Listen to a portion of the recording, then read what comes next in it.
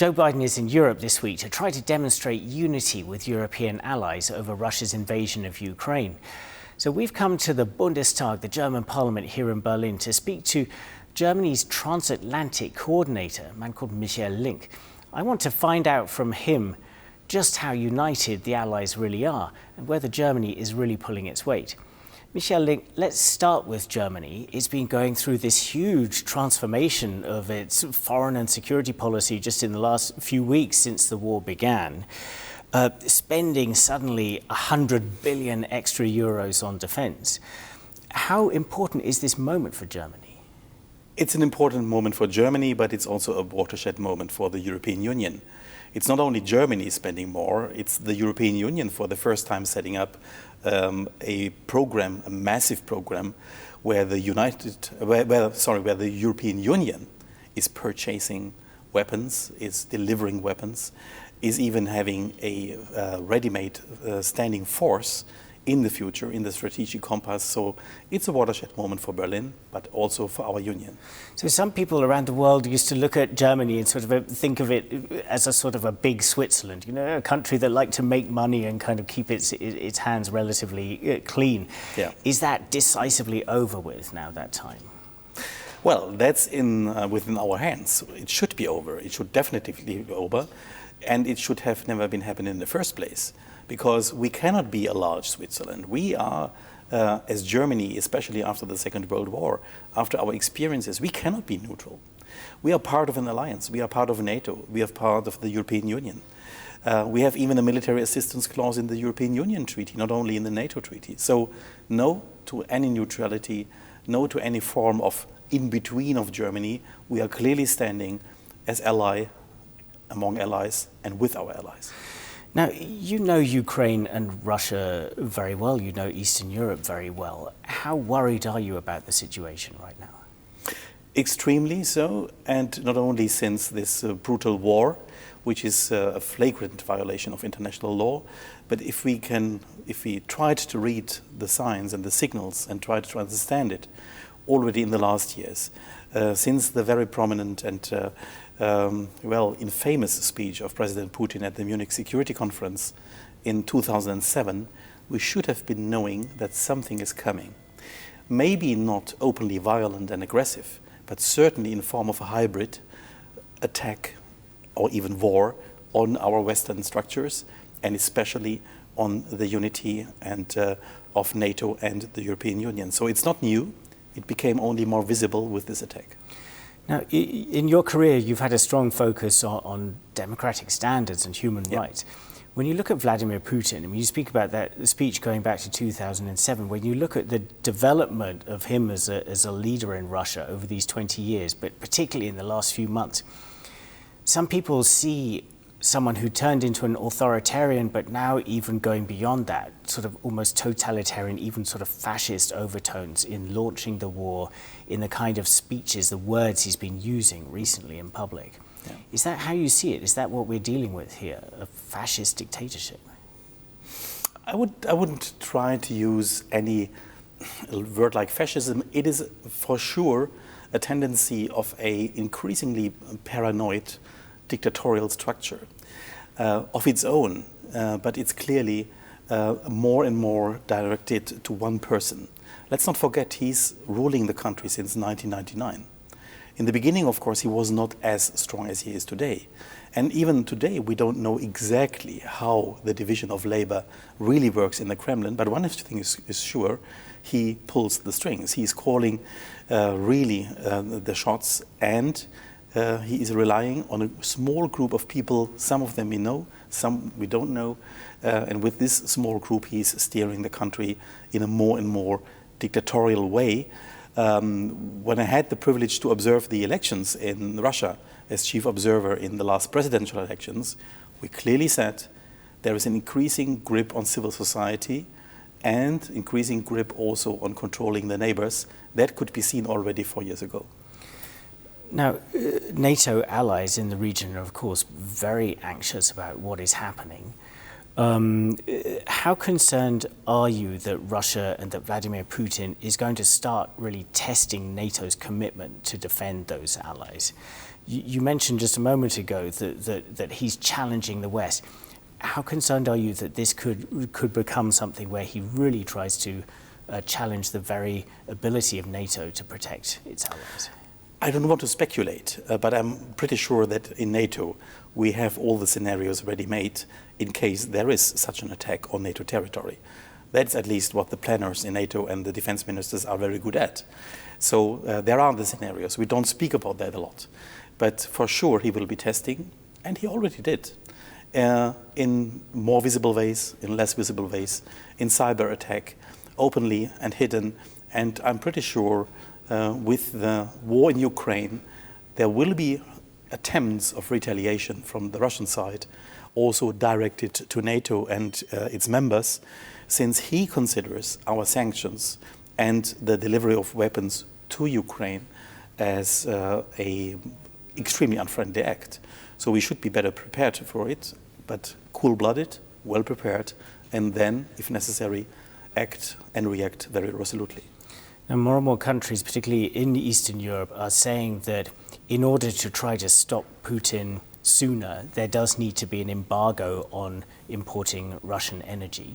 Germany so far has been adamant that it simply cannot do that. It would damage its economy too much. Do you think at some point Germany is going to have to consider that, and relatively soon, to try to sort of cut off the flow of money to Putin? I think it's very important to explain that Germany does not want to continue to purchase energy in Russia. It is simply not possible to stop it overnight. Whether we call it embargo or stopping the purchase, we should do it as soon as possible. I'm very glad the Chancellor put it today in his very important speech to the Bundestag today, the first after the watershed moment. He said we should end energy purchase in Russia as soon as possible. I think that's the way forward. As soon as possible. It's not possible overnight. By the way, we are not the only ones. Look to Italy, look even to some Eastern European countries. We cannot end it overnight, but we should do it as soon as possible, because he really makes use of this money in order to run his army. But isn't the point that it might be possible, but it would just be expensive, and Germany doesn't want to pay that price? It will certainly cost the price, and it already does now. What we try to find is a way to get soon rid of any energy purchase from Russia by first, buying elsewhere. Second, certainly it will be also more expensive. We have to face that LNG terminals cannot be built overnight. So it is a combination of being ready to pay more, but especially also to buy elsewhere. And you cannot act in a way that you weaken yourself in an extreme way, so that we are not able anymore then with our economic power then to help Ukraine. So when we act, we should act as fast as possible. We should certainly also pay a price for it. We are ready to do that, but nevertheless it's still not possible overnight. Now, let's look on the European level again and the transatlantic factor in defence. So Europe has been saying for a long time this is a lot more urgency now, that Europe has to do more for its own defence. But aren't we seeing in this crisis just how crucial the United States is to European defence? If we imagine where we would be standing if the United States was not an ally standing at Europe's side at the moment? I would rather not imagine. I wouldn't like to imagine where we would stand as Europeans without the United States and Canada, by the way, but especially the United States. I'm coming from south of Germany, from Baden-Württemberg. For us, South Germans, it was always normal to have US troops in Germany.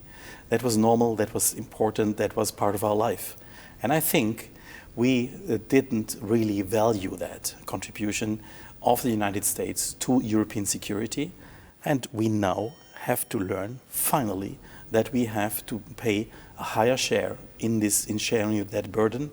By the way, it was Obama in 2014 at the Wales summit who really made us clearly and in no uncertain terms accept the 2% clause.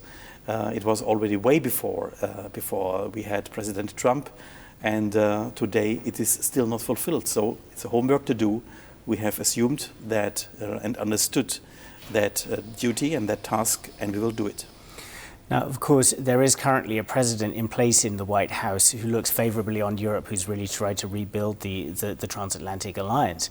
But it's certainly conceivable that a Donald Trump or another Donald Trump-like politician could win the presidency next time in just over 2 years. How much is that a worry for you in your role, but also for Germany and Europe when it thinks about these questions? Well, first of all, it's a vibrant democracy in the United States. It's a democracy that makes their own, the US make their own choice. But we hope that whoever is being elected next president, but before that we have the midterms. So we are looking way ahead now. But independent of who is president, we want a waterproof relation where we, as our side from the ocean, where we carry our responsibilities. The best investment in good relations with the US is that we do our job. And then, of course, only if we do our job, we can only clearly address the US side in case we don't like anything we hear from the White House. A good friendship is not about being quiet and one top, one down. It's about everybody doing his job and also to be open and frank when necessary. I mean, with your election observer background, when you look at the situation in electoral politics in the United States, for instance, accusations that the Republican Party is trying to hinder voting rights, especially for minorities. Yeah. Does this set off the election observer alarm bells with you, that the home of democracy is in big democratic trouble?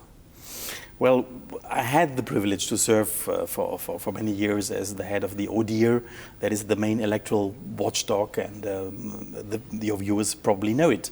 Whenever you have international observers, the guys with the OSCE badge, they are the ones whom I had the privilege to chair, also in the US elections, in the general elections. And what we were seeing there, also the proposals now on the table, partially they are just modernizing, partially they are okay.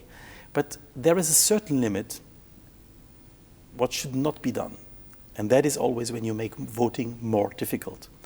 But again, it's not our job from the outside to lecture anybody, but there are international standards. There are international standards for good, democratic and fair elections. And they require every participating state in the OSCE, including the US, to make voting as easy as possible. Fundamental rights should be easy to execute, easy to use. Therefore, I hope very much that also in the United States, voting will not be made more complicated, but less complicated. Michael Link, thank you very much for your time speaking for DW. Thank you.